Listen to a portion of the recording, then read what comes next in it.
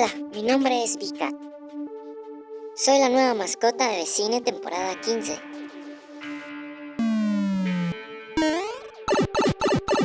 Capítulo 1. Narrativas en los videojuegos. ¿Te has imaginado alguna vez ser la heroína de la galaxia más lejana? Quizás ser el vaquero más odiado del viejo oeste. O, quién sabe, hasta ser aquel líder de un grupo de superhéroes que busca salvar el mundo de un supervillano.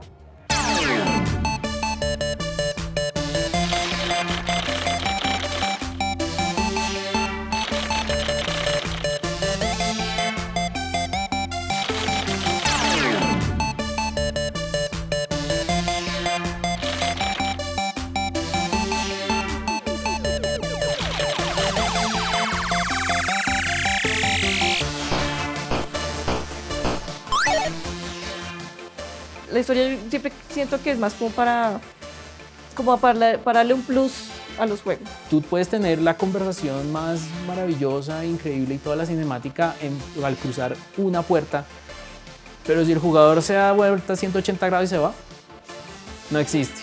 O sea, yo sí que siento que los videojuegos realmente no necesitan una narrativa o un guión. El cine es narrativa. Nos lleva a diferentes mundos que nos hace empatizar con la historia de un personaje específico.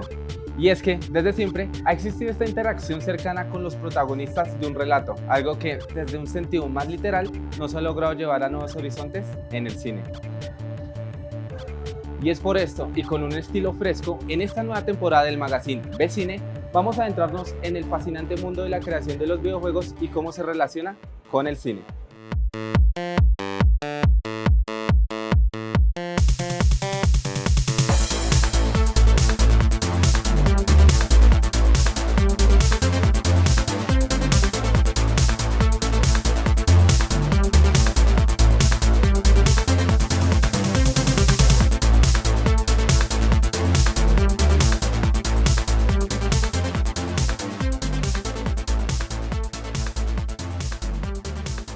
Mi nombre es Ítalo Capazo y yo soy programador de videojuegos en mi empresa Pixel y también freelance en general.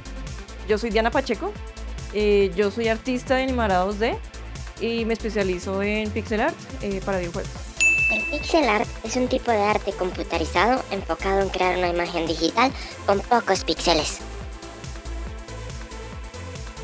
¿Por qué me gustan los videojuegos? Es probablemente uno de los pocos medios que usa todos los elementos de la creatividad e inteligencia humana. Arte, música, narrativa, producción, técnica, todas esas cosas. Lo hace un medio demasiado interesante en el que uno quiere experimentar y ponerse a prueba. Realmente yo decidí empezar a estudiar todo eso en los videojuegos fue cuando conocí el PlayStation 1. Y fue muy curioso porque, o sea, yo la primera vez que vi un PlayStation, o sea, fue el demo y yo dije, ¿cómo es posible que los juegos hayan evolucionado tanto que ahora sean en 3D? Y coincidí, o sea, para mí se habían quedado en pixel art, en 2D.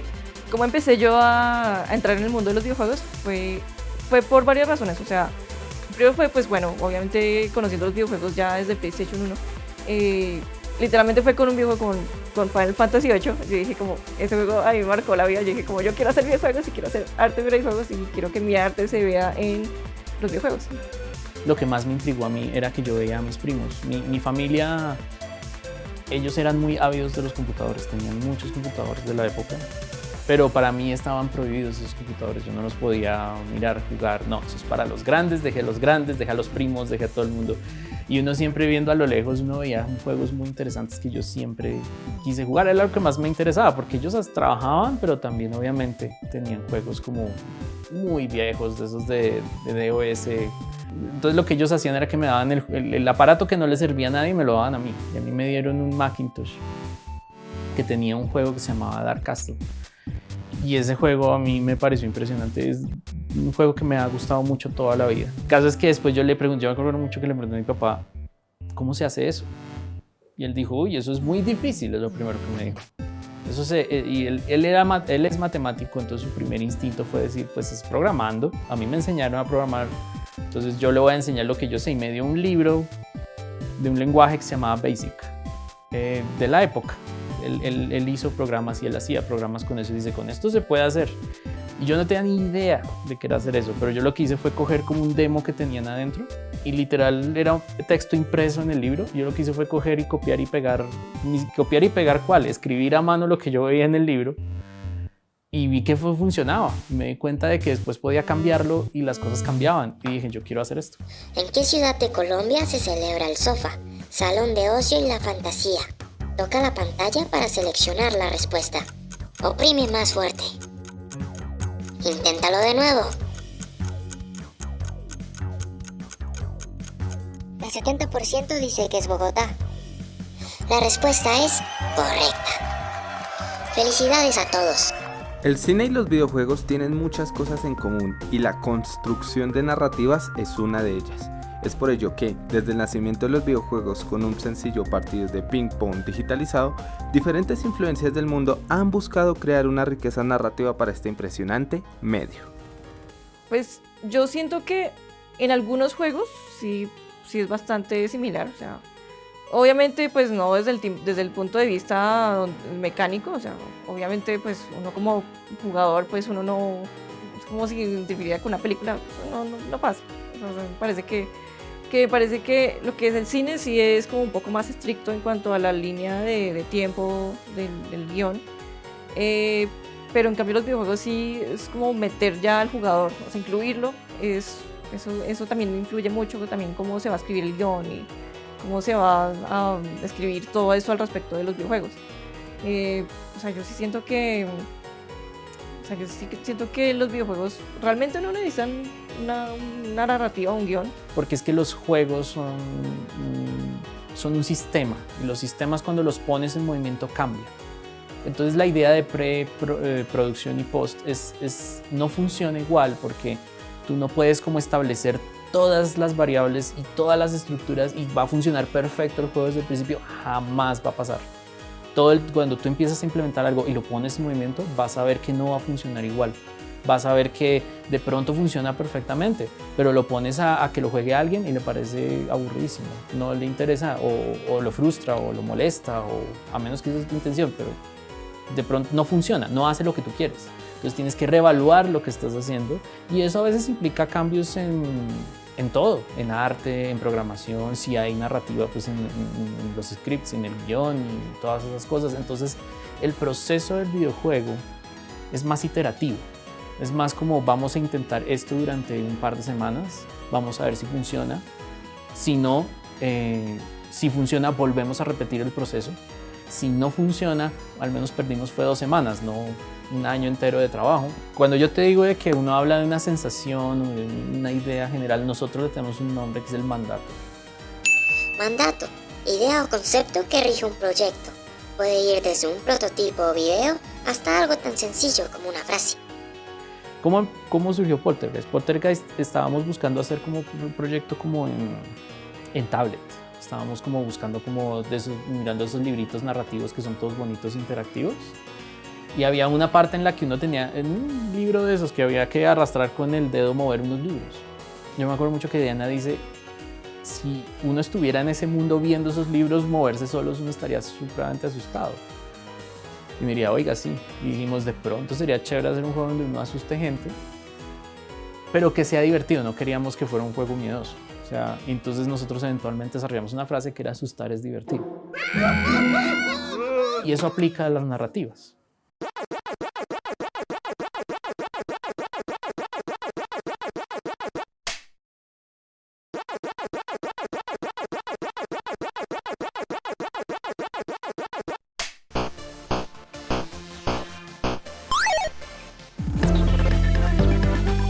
Hola, ¿qué tal? Muy buenas tardes. Mi nombre es Daniel Gutiérrez. Soy de primer semestre de Realización Audiovisual. Diosa Romero, Comunicación Social y Periodismo, octavo semestre. Buenos días. Mi nombre es Camilo Morato y estudio en primer semestre de Realización Audiovisual.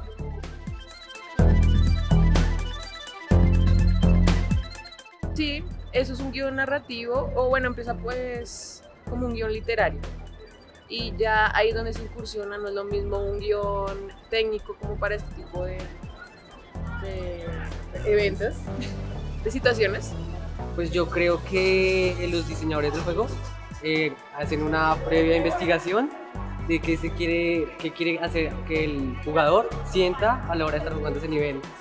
Pues como lo que te nombraba, no es lo mismo un libreto, un guión, no es lo mismo ay, perdón. Es como la literatura, ¿sí? Que tú te enfocas en que sea algo más en específico, que sea bastante espeso, a diferencia de esto, que sí tienes que ver absolutamente todos los detalles que debes tener. El videojuego está hecho para que el espectador mueva la historia como le antoje, digamos, tome decisión, etc. Mientras en la película no. En la película pues el director lo que trata de hacer es que el espectador vea su punto de vista y considero que son muy diferentes. La cuestión es que la narrativa no es una sola. En el cine normal el guión domina todo. Pero en videojuegos hay muchas narrativas que se están chocando entre sí. Una está la narrativa que tú pones tradicional, cuando tú pones una cinemática en un juego, cuando tú pones una historia, una premisa. Obviamente hay una mini escaleta que uno elabora, todas esas cosas, eso existe. Pero también está en contraposición, por ejemplo, contra el jugador. El jugador, tú puedes tener la conversación más maravillosa, increíble y toda la cinemática al cruzar una puerta. Pero si el jugador se da vuelta a 180 grados y se va, no existe. Esa es la narrativa del jugador. El jugador también influye en el juego, también altera las cosas. Y muchas veces los juegos a veces permiten que las narrativas de la narrativa del jugador interfiera con la de ellos. Un ejemplo que suelo poner es, por ejemplo, un juego de sandbox como Minecraft. Minecraft es increíblemente popular en su época, es por la gente que ponía videos en internet diciendo como, vean que estaba construyendo esta casa y resulta que puse un fuego en algún lado y la incendié. Creo que un video muy famoso de un tipo que está mostrando su casa en Minecraft y accidentalmente la incendia. Eso es una narrativa completamente generada por el jugador. Ahí no está involucrado absolutamente nadie del desarrollador. Ese es como el juego. Y también hay narrativas que van viajando como entre ese lado y entre el otro, ¿sí? Narrativas que se generan con las mecánicas de juego. A veces el creador del juego quiere que, debido a cómo tú juegas el juego, provoque algún resultado específico. Esa es como una narrativa que mezcla la interactividad del jugador versus lo que el creador quiere. Depende mucho del juego, depende mucho de lo que quiera el creador también. Hay juegos que son completamente narrativos, donde todo es con el control de la historia y básicamente la historia completa los retos para seguir escuchando la historia. Hay juegos que te dejan más expresión, ¿sí? Y hay juegos donde la expresión, donde la narrativa, la historia es nula, no la narrativa, la historia es nula, pero la narrativa es completamente la del jugador. Adivina la música de este juego.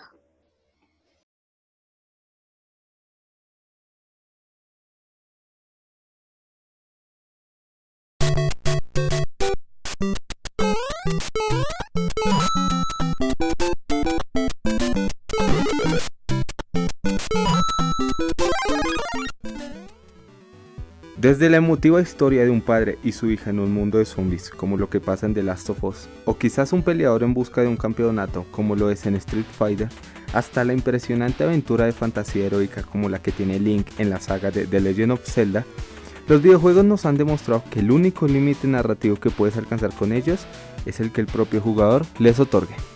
¿En qué punto un videojuego se conecta con el espectador respecto al personaje que utiliza y qué pasa cuando no hay un personaje? Pues ahí estamos hablando de todo lo que te hablaba de las narrativas. El famoso personaje silente, el protagonista silencioso de todos los juegos desde hace mucho tiempo tienen un objetivo muy específico y es ser una tabula rasa, ser un lienzo en blanco para que el jugador se proyecte sobre ese personaje. Cuando un personaje empieza a adquirir personalidad y características, se está volviendo otra cosa.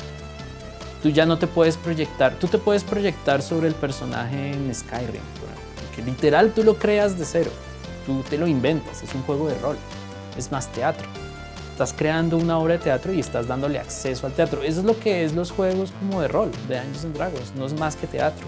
Eso es lo bonito de la palabra en inglés play, porque para ellos play no es solamente jugar, sino también es actuar, también es tocar un instrumento, entonces es un performance y también es actuación y también es jugar. A mí sí me parece que a medida que uno, digamos que si uno desarrolla un personaje de pe a pa, o sea, como de ceros en un juego, sea, como que uno le quiere imprimir ciertas características, pero digamos que si un juego no tiene ningún personaje, o sea, hay juegos que tienen cubitos de personajes, o sea, eso ya también depende de la narrativa que le quiera meter el creador, pero parece que es como muy dado como a gustos, ¿no? O sea, nuestro gusto nos parece que no es importante, pero hay gente que sí le parecerá súper importante tener un personaje. Hay juegos que son eminentemente narrativos y lo que a ti te interesa es conectar al personaje. Pero eso sacrifica otro tipo de mecánicas. Personalización, por ejemplo. Un juego donde el personaje es muy importante va a ser muy extraño que tú lo puedas personalizar. Pero un juego donde tú quieres que el jugador sea el personaje, interprete a un personaje, lo vas a dejar crear su personaje, crear su clase y hacer lo que él quiera. Por eso el concepto de personaje, sobre todo relacionado al jugador, es muy extraño. Half-Life, Gordon Freeman es uno de los famosos personajes silenciosos. Él no dice nada, él no habla nada porque y Link también es un personaje silencioso. De hecho, cuando le ponen voz a Link es una de las cosas más raras del mundo, porque todo el mundo se proyecta sobre él. Y cuando Link tenga voz fuera de unos gritos, va a ser muy rápido. Se pierde porque ya no soy yo, o ya no soy el que yo creía que era.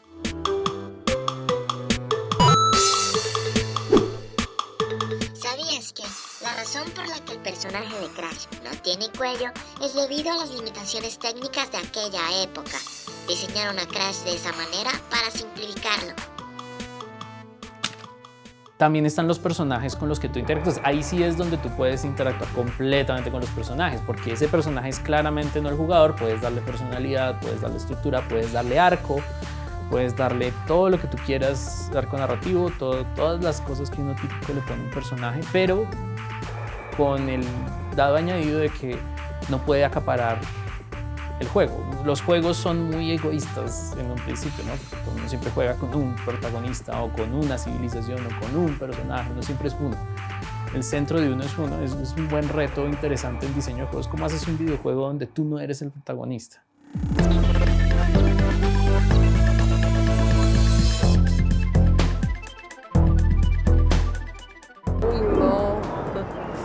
Hay tres opciones. Uno podría situarla, digamos, en Colombia, porque casi no hay videojuegos. Creo que yo sepa, nunca he visto un videojuego en Colombia. Sería algo de misterio.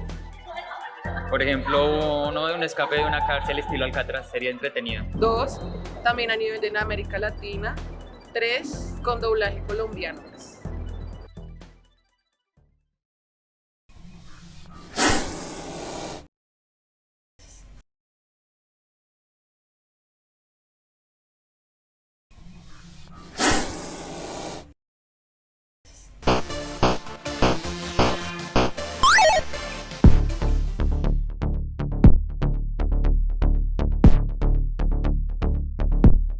Muy buenas tardes, Julián. Espero que te encuentres muy bien. Estás aquí, bienvenido al Magazine Vecine capítulo 1. Pero pues antes de hacer toda esta exploración y adentrarnos directamente en este videojuego, me gustaría que le recuerdes a la cámara tu nombre y a qué te dedicas. Bueno, muchas gracias por invitarme. Mi nombre es Julián Betancourt, yo soy realizador audiovisual. ¿Y a ti, te gustan los videojuegos? No soy muy fanático de los videojuegos, pero me parece muy interesante la parte gráfica y la parte narrativa que hay detrás de ellos. O sea, yo como jugador soy bastante malo, ese es el problema que tengo, ¿sí?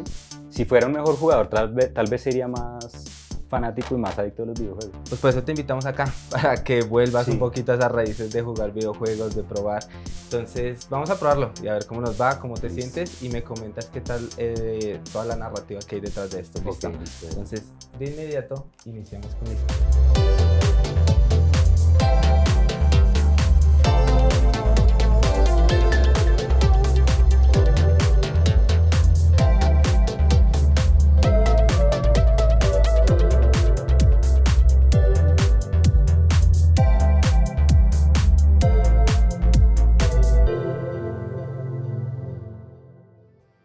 Así, Juli, unas primeras impresiones del juego, ¿qué destacarías de él?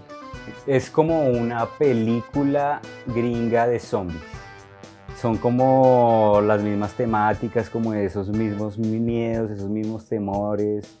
Sí, los escenarios, claramente, pues es como un lugar así como de ese corte, como que uno podría encontrar allá. el papá que se le muere la hija, como un trasfondo familiar, como de clase media. Sí, el héroe de acción, el papá, el padre de familia que es todo manga y todo fuerte, no un calvo gordo por ahí, sino manto grandote. La identificación es instantánea desde el momento en el que uno está como encarnando a un personaje, ¿sí? Ahora vamos a cambiar un poquito, vamos a cambiar de Ok. juego, vamos a cambiar el formato y vamos a cambiar la forma. Listo, de una. Vamos por un juego en 2D.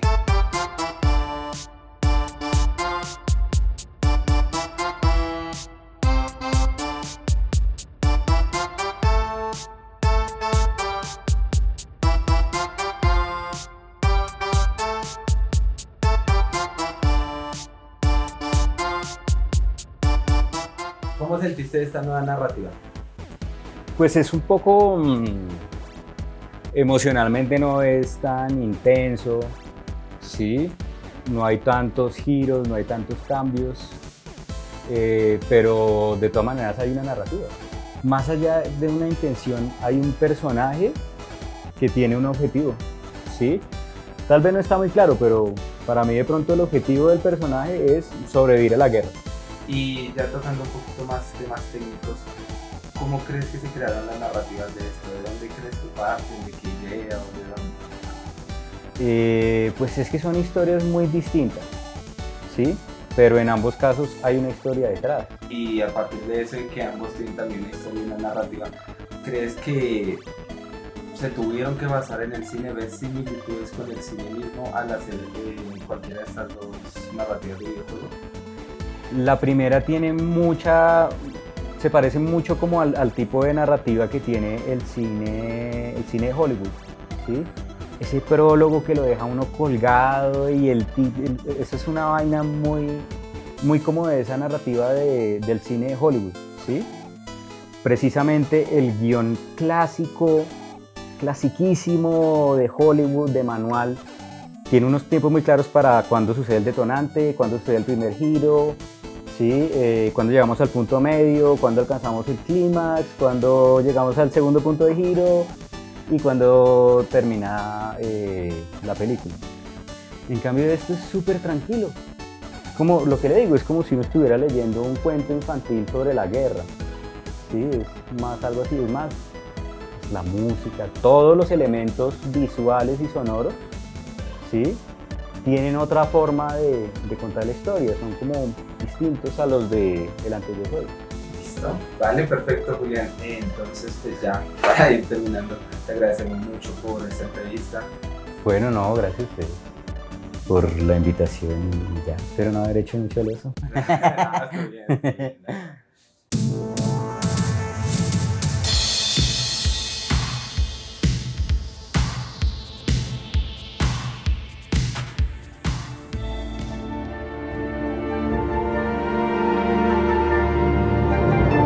But it had to end one way or another.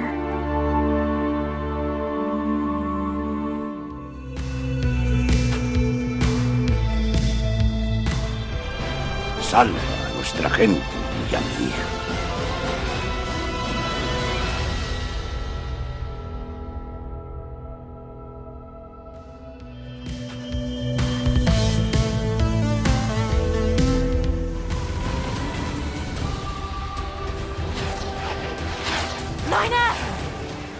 We're soldiers. We take pride in our service.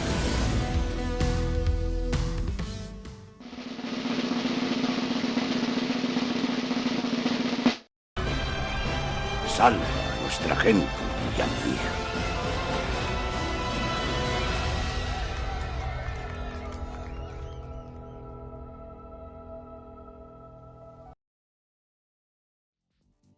Mi opinión sobre si los videojuegos pueden ser considerados el octavo arte. Yo me acuerdo mucho de una cita de se me olvidó el nombre de él. Roger Ebert fue un crítico cinematográfico estadounidense, uno de los más reconocidos a nivel mundial. Me acuerdo que le preguntan que si consideraba las películas arte. Él dijo, difícilmente unas cuantas películas son arte. Lo cual me pareció muy interesante como frase porque llegamos a la misma situación. Yo creo que toda actividad humana potencialmente puede ser arte. O sea, yo siento que es como la combinación de muchas cosas reflejadas en un solo producto y me parece que, o sea, yo me atrevería a decir que es una especie de octavo arte. Entonces todo tiene potencial de arte. Yo obviamente creo que los juegos pueden ser arte. Eso no significa que los juegos todos son arte.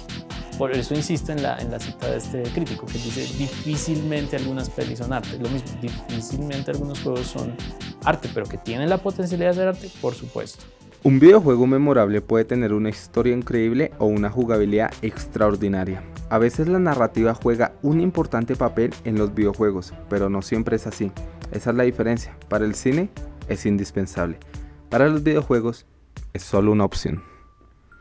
Pues nada, o sea, los que quieran hacerlo, pues, o sea, me parece que deberían de darle un chance, o sea, si quieren hacerlo, que sí de una. O sea, me parece que es una experiencia muy linda. Tienen que saber que esto es difícil. Creo que todos los creativos sabemos que meterse a esta vaina es por pasión. No lo haces porque quiere, porque si yo quisiera ahorita ganar buena plata, hay mejores sitios. Pero esto es un arte, pero también es artesanía. Y eso implica que hay que perfeccionar tu técnica y eso implica que hay que hacer. ¿Quieres hacer juegos? Hazlo. ¿Quieres llamarte un creador de juegos? Haz juegos. ¿Quieres ser escritor? Escribe. ¿Quieres ser cineasta? Haz cine. Tenemos nuestra página web, glitchypixel.com.co. Mis redes sociales, Twitter. Yo tengo ahí @okuroi con K. Entonces ahí yo voy subiendo pues, noticias y objetos, cosas. Mucho, todo lo que yo sea relacionado a videojuegos, yo lo estoy subiendo ahí. Nuestro juego, el más conocido es Poltergeist, se encuentra en PlayStation 4, se encuentra en la plataforma de Steam. Está ahí, cuesta 20,000 pesos. Y si me invitan a desayunar o me compro el juego, es lo mismo. ¿Has pensado alguna vez qué sería la vida sin un líder? La persona encargada de dirigir un equipo enfocado en crear historias que te dejen sin aliento.